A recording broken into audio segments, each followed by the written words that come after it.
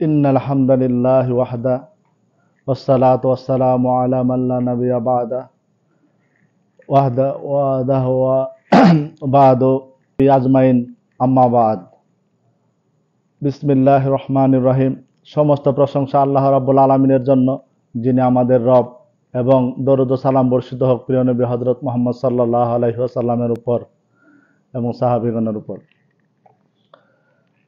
রোকনের সংজ্ঞা। রোকন হচ্ছে যে কোনো আমলের ভিতরে অবশ্যই পালনীয় বা করণীয়কে রোকন বলে। যে কোনো আমলের অভ্যন্তরীণ যে বিষয়গুলো আছে, যেগুলো আমাদেরকে অবশ্যই পালন করতে হবে, এগুলাকে আমরা রোকন বলি। রোকনের হুকুম হচ্ছে, কোনো রোকন যদি আমলের মধ্যে কোনো রোকন ছুটে যায়, তাহলে অবশ্যই সেগুলা পরিপূর্ণভাবে আদায় করতে হবে, না হলে ওই ইবাদতটি পরিপূর্ণভাবে আদায় হয়েছে বলে গণ্য হবে না, অর্থাৎ এটা কবুলই হবে না। রোকন 14টি। 1 নম্বরে হচ্ছে সক্ষম ব্যক্তির জন্য দাঁড়িয়ে সালাত আদায় করা। সক্ষম ব্যক্তির জন্য দাঁড়িয়ে সালাত আদায় করা। এ ব্যাপারে মহান রব্বুল আলামিন সূরা বাকারার 238 নম্বর আয়াতে বলেন যে, তোমরা সকল সালাতে মানে গুরুত্বের সহকারে সালাত আদায় করো, বিশেষ করে আসরের সালাত, এবং আল্লাহর নিকট বিনয়ের সহিত দণ্ডায়মান হও।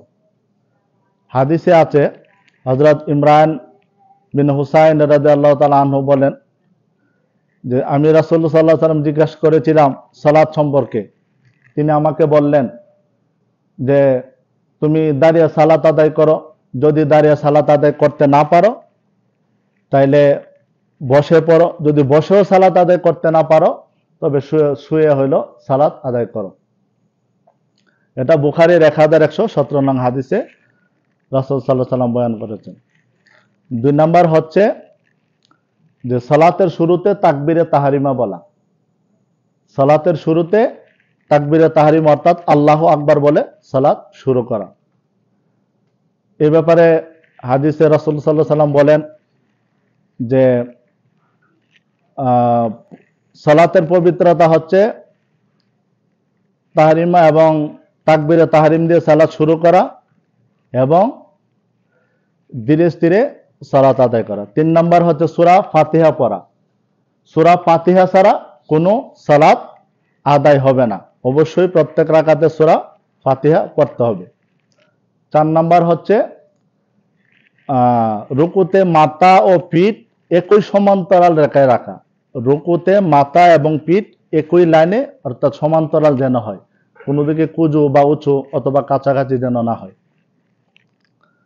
তো 5 নম্বর হচ্ছে রুকু থেকে ওঠা। রুকু থেকে উঠতে হবে।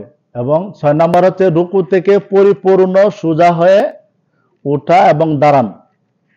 রুকু থেকে পরিপূর্ণভাবে সোজা হয়ে দাঁড়ান।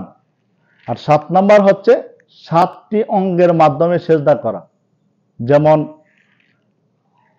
কপাল, নাক, তারপর 2 হাতের তালু, তারপর 2 হাঁটু, তারপর 2 পায়ের আঙ্গুলের পাতার উপর সেজদা করা।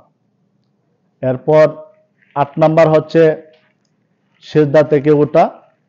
9 নম্বর হচ্ছে 2 সেজদার মাঝখানে বসা। আর 10 নম্বর হচ্ছে শেষ বৈঠক, শেষ বৈঠকে তাশাহুদ পড়া। আর 11 নম্বর হচ্ছে 2 সালাম ফিরানোর জন্য এবং তাশাহুদ পাঠ করার জন্য বসা। আর 12 নম্বর হচ্ছে আমাদের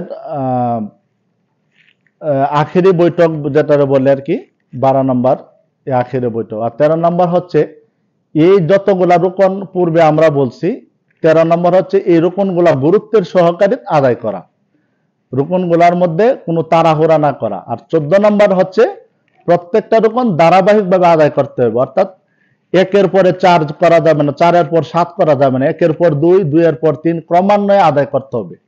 এই 14টি রুকন আমরা যদি সঠিকভাবে আদায় না করি তাহলে আমাদের সালাত আদায় হয়েছে বলে গণ্য হবে না, অর্থাৎ কবুল হবে না। এই জন্য মহান রাব্বুল আলামিন যেন আমাদেরকে এই 14টি রুকন এবং নামাজের গুরুত্ব অনুধাবন করে সবাইকে নামাজ আদায় করার তৌফিক দান করেন। আখিরু দাওয়ানা আলহামদুলিল্লাহ। আসসালামু আলাইকুম।